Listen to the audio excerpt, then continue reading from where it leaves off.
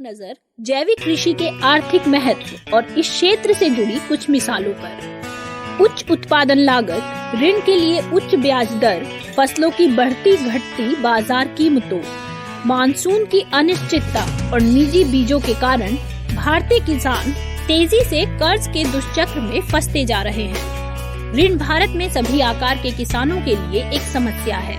ऐसी परिस्थितियों में जीरो बजट जैविक खेती ऋणों पर निर्भरता को खत्म करने और उत्पादन लागत में भारी कटौती करने का मार्ग दिखाती है।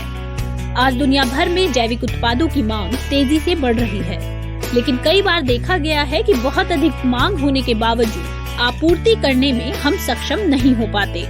उदाहरण के तौर पर सिक्किम की टेम चाय की विश्व भर में भारी मांग है, लेकिन उसकी आपूर्ति उसकी मांग से कम है।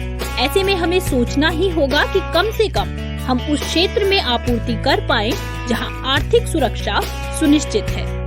ऐसे समय में भारत जैसे कृषि प्रधान देश में जैविक कृषि को प्रोत्साहन देकर किसानों को आर्थिक रूप से सशक्त किया जा सकता है।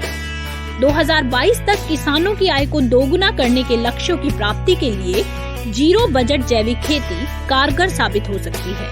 इसमें फसल की कीमतों में कमी आने का खतरा भी बहुत कम होता है। इससे न केवल किसानों में आर्थिक सुरक्षा की भावना प्रबल होती है, बल्कि अधिक से अधिक युवाओं के कृषि कार्यों में संलग्न होने की संभावना भी बढ़ती है। इसी क्षेत्र की मिसालों की बात करें तो जनवरी 2016 में सिक्किम भारत का पहला 100% जैविक राज्य। एक नजर जैविक कृषि के आर्थिक महत्व और इस क्षेत्र से जुड़ी कुछ मिसालों पर।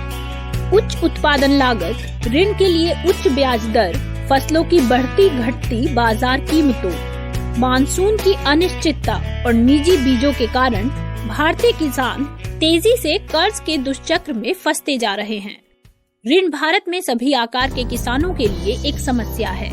ऐसी परिस्थितियों में जीरो बजट जैविक खेती ऋणों पर निर्भरता को खत्म करने और उत्पादन लागत में भारी कटौती करने का मार्ग दिखाती है।